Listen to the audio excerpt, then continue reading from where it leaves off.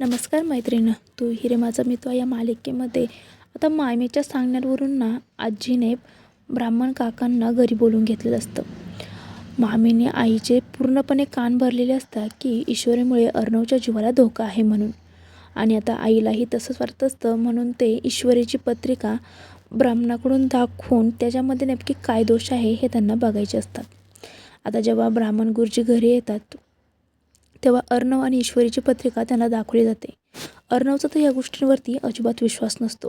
अर्णव म्हणतो, काय गरज आहे ही पत्रिका बघायची? तर आजी म्हणते, गरज आहे आणि तू या गोष्टींमध्ये अजिबात पडू नको. आता मामीला हे सिद्ध करायचं असतं की ईश्वरी ही अर्णवसाठी योग्य नाही आणि ईश्वरीमुळे अर्णवच्या जीवाला धोका आहे. पण जेव्हा ईश्वरी तिची पत्रिका हातात घेते तेव्हा ती म्हणते, ही पत्रिका माझी नाही आहे आणि यावरील जी जन्मतारीख आहे ही सुद्धा खोटी आहे. माझी जन्मतारीख ही नाहीच आहे. हे ऐकल्यावरती आजी आणि अर्णवला त्याच्यावर विश्वास बसत नाही, पण ती म्हणते, हो, ही जन्मपत्रिका माझी नाही आहे. मग गुरुजी म्हणतात, बाळा, तुझे जन्मतारीख मला सांग, त्यावरून आपण अर्णव आणि तुझ्या पत्रिकेमध्ये काही दोष आहे का ते बघूया.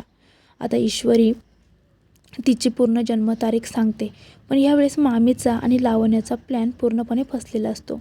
आणि जेव्हा गुरुजी दोघांची पत्रिका बघतात तेव्हा गुरुजींना त्या पत्रिकेवरती विश्वासच बसत नाही, कारण ह्या दोघांचे 36च्या 36 गुण जुळलेले असतात.